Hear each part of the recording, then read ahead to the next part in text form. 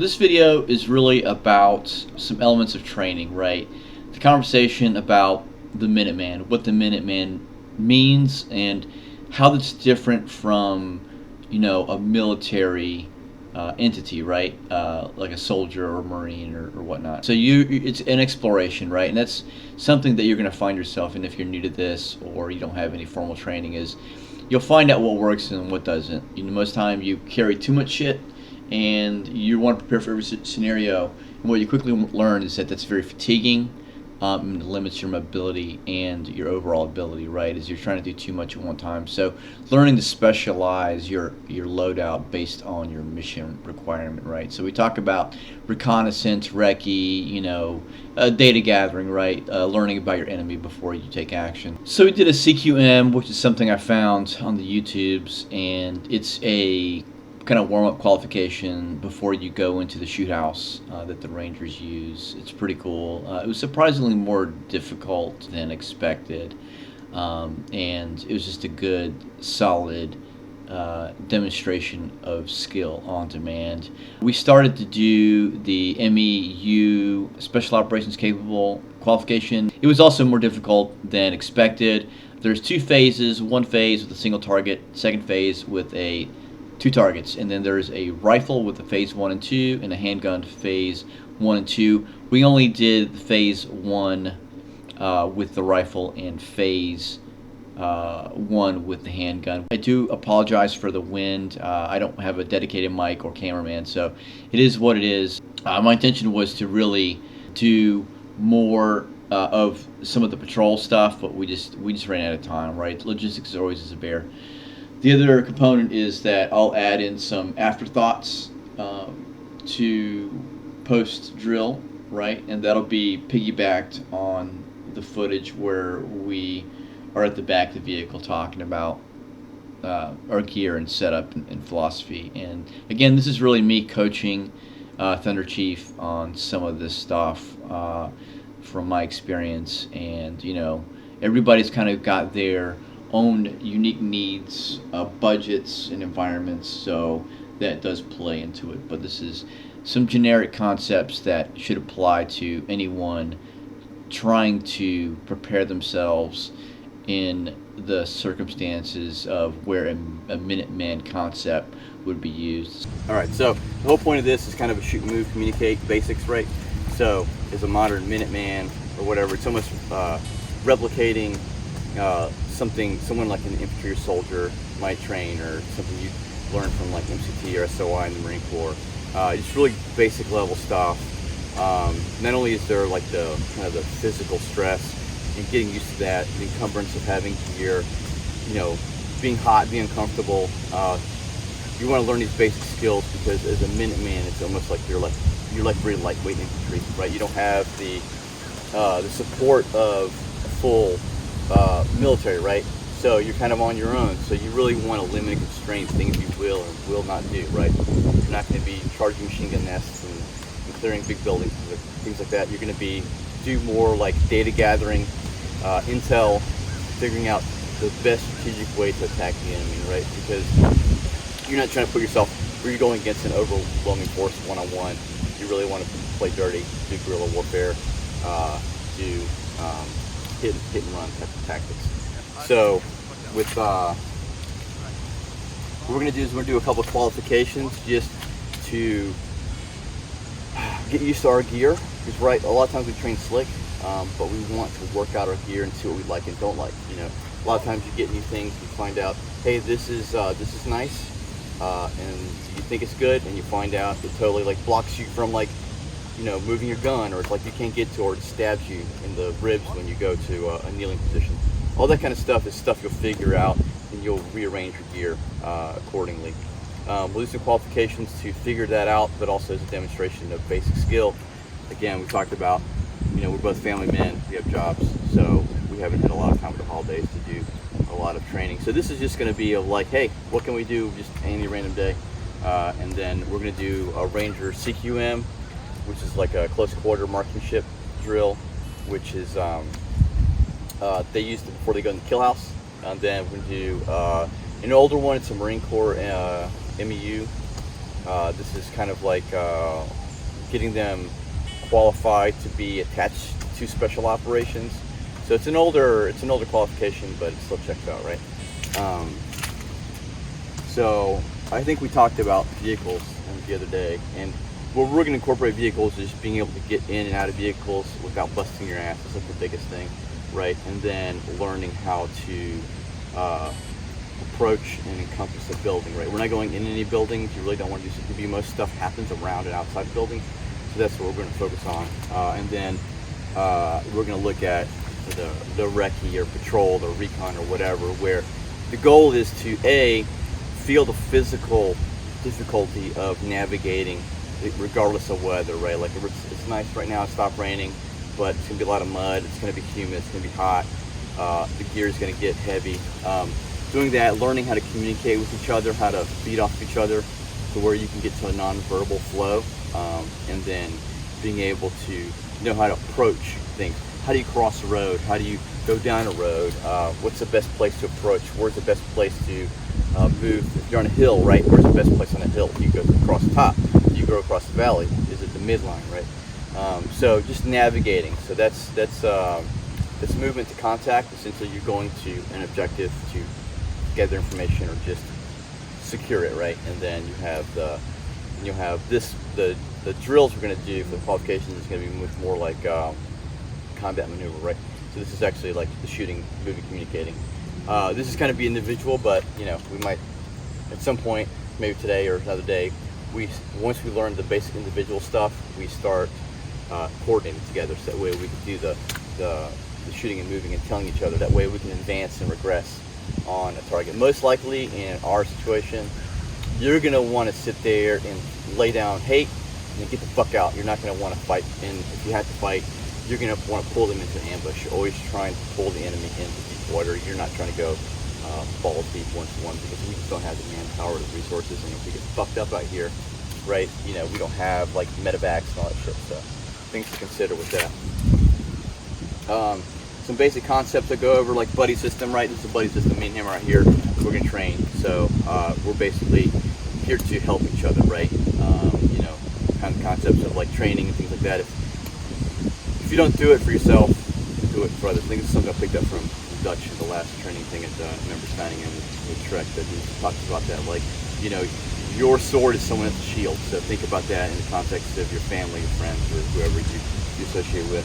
Fire team, we won't have a fire team today. Generally, that's 3 or more people, right? And that's a small element, the smallest element that you'll see generally in the military. I talked about fire maneuver, movement, control.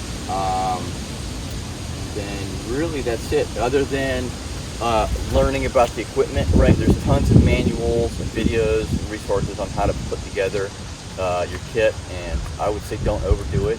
Less is more. Just finding what really works and what's really comfortable.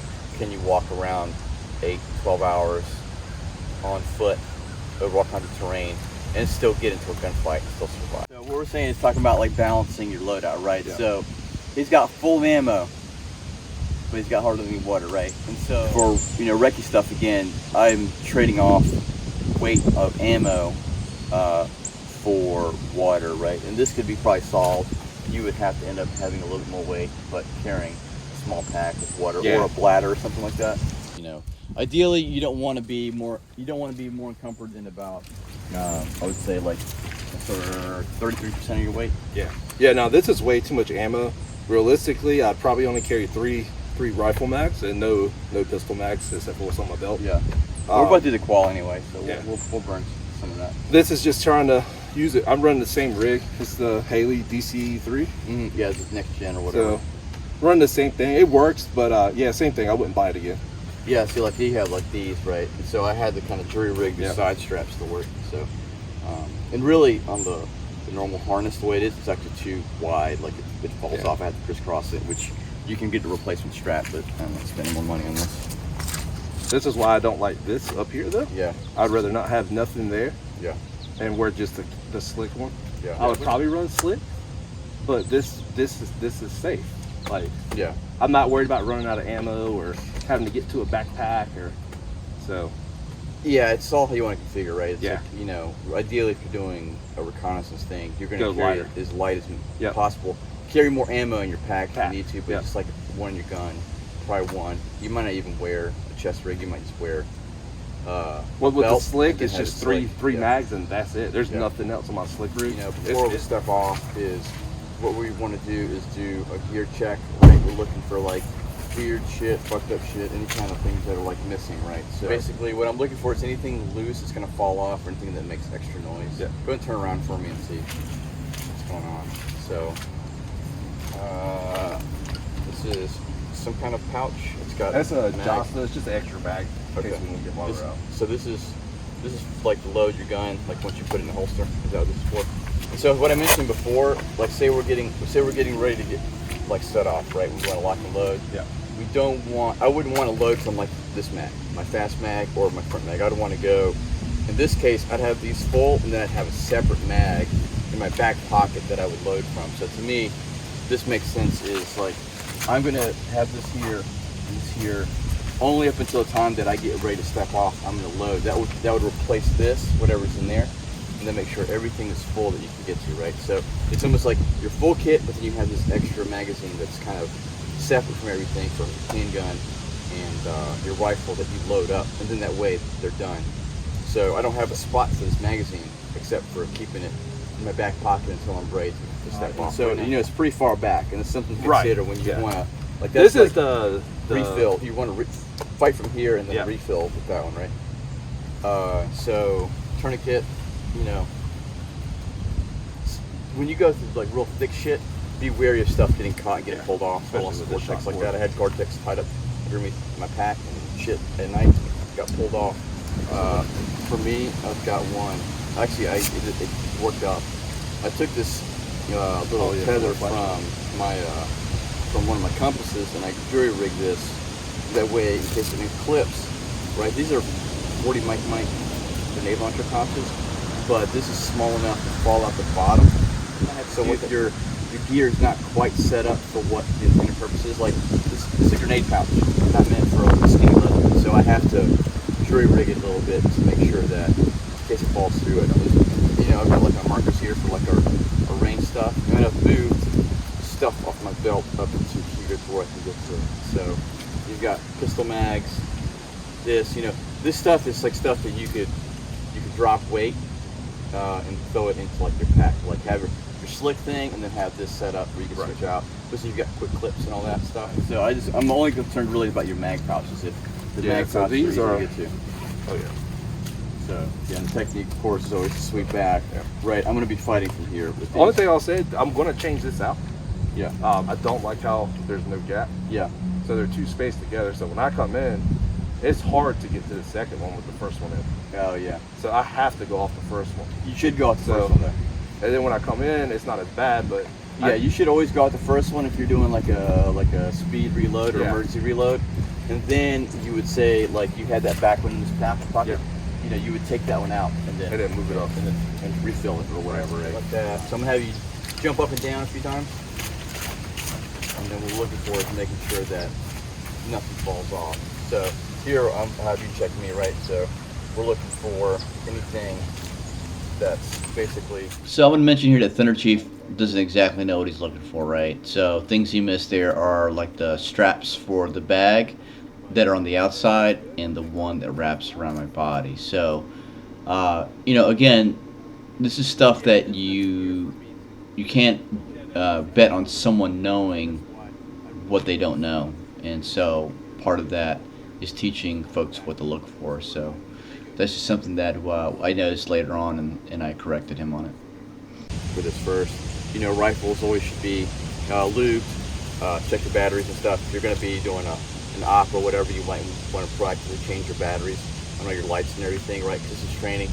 Everything's good. So you do a light check. Your optics. Like this is not the one. This is old enough not to be the auto shut off. Make sure your lenses are clean. You check everything. Check your chamber. Make sure you got lube. The stuff you should function check beforehand, but you'll do it one more time before you're on the field, just in case you have something die. Like, of course, right when you get there, you can change it out proactively before you step off. You got a buddy out in Ukraine doing some cool guy stuff, right? So we talked about like the running around stuff, like why you have to be conditioned for it and all that. But yeah, you know, the whole running around in a big field environment will get you killed, right? And it's also something you're not going to be doing unless you're taking shots and you can't get the cover. You're running the cover, you're going cover to cover. You're not trying to like run around like it's fucking Call of Duty or whatever. Without exhaustion.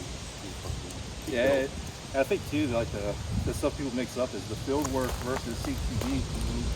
You need moving fast through this. I mean, look how big this is. And today with the weather, the ground's, I've almost ate shit like 3 times now running. The ground's very wet. You know, everyone thinks it's going to be run and gun and pushing forward, but a lot of it is shooting at each other in stagnant positions, you know? You got to drop on. Yeah. You know, you got to drop on them. You make the ambush, they make the ambush. Or you even want to counter ambush. Yeah, are you defending? Other than we got enough firepower to fight back through them, really, guys like us, we're bailing the fuck out. And ideally, most field operations is, I want to see the guy making noise or being, you know, shitty with their camouflage or positioning. Before I see them first, I can go take cover behind a tree or whatever, take a well-aimed shot. I'm going to set up an ambush. Obviously, I wouldn't do it from out here, but the idea is that you're trying to set up a scenario where they're in your kill zone, and then that's it. But you need more than 2 guys generally, unless you're fighting a small group and you can. They're basically out in the open. You can basically whack them pretty quick. So one person can really do a lot of damage against a bunch of unarmed morons. But you know, you're fighting against another lethal force, trained civilians or trained, you know, whatever. It's definitely a game changer.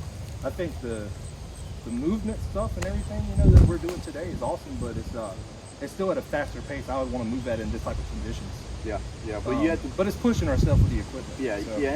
It's testing it. It's giving you a level of fatigue. Because you know, this might be like 99% like walking around at a nice easy pace, but then for that 1% of time, you've got to go like 100%, and that's where the conditioning shit comes in. So one thing I mentioned too, I was like, hey man, you didn't tell me about this shit. And he's like, oh, I thought you meant to be like that. Like, no. So these are things you look out for. This swacking around, makes noise, gets caught up in stuff. So this is like the backstrap for my pack, which I don't know if it'll actually fit. That might be the best way. Otherwise, what I would do is try to strap it down, tuck it in somewhere. So it actually, I think I had it set up before to where it fits between my 2 layers. But that's stuff you want to kind of make sure that it isn't hanging out, getting caught up on stuff. Yeah, and one of the things I noticed already is not fatigued yet, but a couple more hours from now, you know, with this much weight, I'm probably carrying, these are level 4 NIJ ceramics. They're like 9.5 pounds a piece. Plus everything else, I'm probably carrying an extra 45 pounds. This would be good if we were rolling up on a vehicle, like in a vehicle, rolling up at the location, assaulting, and getting out and shooting and fighting for like 15, 30 minutes. This is definitely a bit overkill. Yeah. But where I'm at, if we've got to meet up, this is probably what I have to go with. I think like the minimalist approach, which I usually go with, works better, but I got to try this out. Yeah, exactly. And this is trying to, like, I'm trying to assemble all this stuff out. I've messed with similar stuff, but I'm going to try it out, you know. And that's about exploration of what works and what doesn't work. You'd be like, hey, this actually is perfect for vehicle ops, like where I'm going to, like, I've got to get my buddy out of like a danger area or whatever, shit's popped off, and I've got to get him and his family out of there because he didn't show up to training, learn this stuff. But anyway, so things like that, or you'll find out like, hey, I can take the stuff and rearrange it, and it'll be a little bit better, and that's all exploratory. So, you know, that's the beauty of this is training. Is you train now, find out what works, and then later on you have it right when you actually go into the actual fight. So we won't get too deep into equipment. Basically, this is an old Haley strategic thing. I would say this. I would not buy this again. Like, it works pretty well, but it's pretty light. It's pretty small. I kind of jury rigged it to this Blue Force Gear plate carrier. I don't have plates on because we're doing recce. You don't need plates because I'm not trying to get in a fight. I'm trying to get the fuck out. I'm trying to be light and not exhaust myself. I got my basic mags. Right, I got 3 mags on the gun. I have more ammo in my pack. I've got water. I've got a little bit of food. So this is an intention that I would be out here for no more than 8 to 12 hours. I should be able to survive on that. I would maybe pack a little more water, and I've got ammo that I would pack. But I got basic navigation stuff, admin stuff, pen and paper to take notes, scissors, some medical. That's about it. You know, it's like bullets, beans, and water, right? It's like the essentials. Because the more shit you have, the more shit's to manage, right? And I've had enough times where shit got pulled off me going to the woods that I'm like, yeah, you want to kind of dummy cord everything you can, or keep stuff from getting hung up. So even like the gloves, you know, it's something I might put in the pack or put on my hands before I go to the woods. It's really nice to have gloves for the woods. It's really to protect your hands from like briars and trees, and you know, if you're in an urban environment, glass and metal and shards and shit like that. So it gives you that layer of protection versus for warmth or anything. So, but it does give you that extra layer where you might not handle the gun as well as you'd want to. So yeah, for sure. I think I'm gonna run my pistol. I might get my clone M4 clone. So it doesn't matter. I'm just running it for lightweightness. I'm gonna try it out.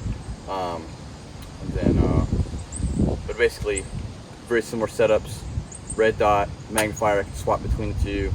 Same kind of sling, same length of pull.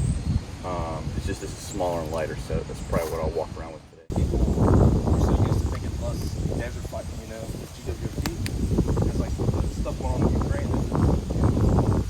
Most of the world is like this, yeah. or with the fucking urban. Urban is a fucking. It's But almost for us, nightmare, urban is going to be few and far between in our tradition, you know, where we're at. So, yeah, I'm not going in an urban zone unless I get a break, and I'm going to be not this kind of stuff. I'm going to be like plain clothes. even with this, I'm still like, it's figuring out what works. But like I said, I've wore the chest reach so many times that I to work with. This is a different ball game, having all this shit. So living and learning, you know. Yeah. The whole like, you know, everything's like speed reload. Yeah, like you'll see like this becomes very slow and kind of cumbersome. So you have to really do it. Besides a little dry fire. Yeah. So since the last time we went out, so I'll take it. Yeah, I haven't done anything other than. Yeah, you didn't have no matches either, huh? No, I haven't been able to make them. I've just been too busy, and I was like, well, I'm gonna practice more before I spend money on matches. Just really because they consume ammo, and right now I'm at my my ammo capacity, right? I gotta buy some more too. I do like those drills we're running though. The standing kneeling drawing I like a lot. Yeah. Standing kneeling I like a lot.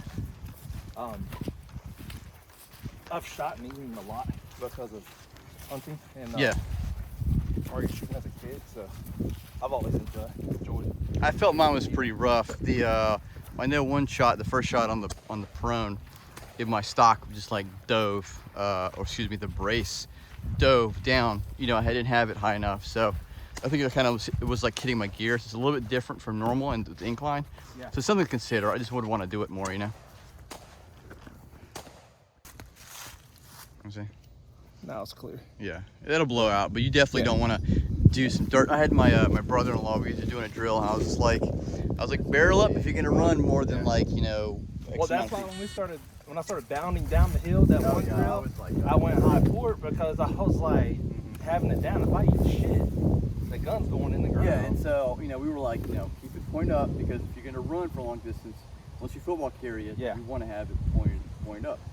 And so first thing he does, this is with a scar too. First thing, boop, he slips on his first step, drives the muzzle into the dirt. And that's a long ass barrel. It's 18 inches, I believe, right? It's a 16 Scar 17? Or is it? No, 16. But I mean, he drove the whole fucking brand new fucking rifle. Not even his. He drove that shit into the fucking dirt. First step. The 308 or the 556? Something 16. No, it's a 16. Yeah, it's the point is he was like, boom, and like jabbed it right in the dirt. And it was like, you just fucked yourself. Yeah, $3,000 gun. Yeah, and not his gun either. And I don't even think he cleaned it out or offered to sit there and like. The other property, yeah. So he didn't even offer like to clean it or like whatever. I bet if you open that thing up, it's in a safe somewhere, rusted to hell. What do you think? This one's wearing pretty good. Yeah, it looks good. It looks good. So this was that original lower, but the top, I wanted to do something different. I like it. Mine is different. Mine is different paint. Yeah. But I like it. I like this shade because this is a nice. This is the type of green that's out here, right? Is that darker green? Yeah. All the bright green stuff is dying, right? And when it's wet and stuff. But this is how mine is. You know, it's all that weird wheat shit because I'm out in the middle of the desert over there almost. And so when it dies off, it's just all. Did you move this back? Yeah, I did. This feels a lot better. Yeah, I did. It was too far forward. I've moved everything back, so everything now is the second M-lot slot. Yeah. It feels more natural. Yeah, this is like I can carry this setup. Yeah. It's nice. I like the 13.9, man. Yeah, it's handy. I didn't think I was going to, but I'm trying to keep an eye on this handguard Mm-hmm.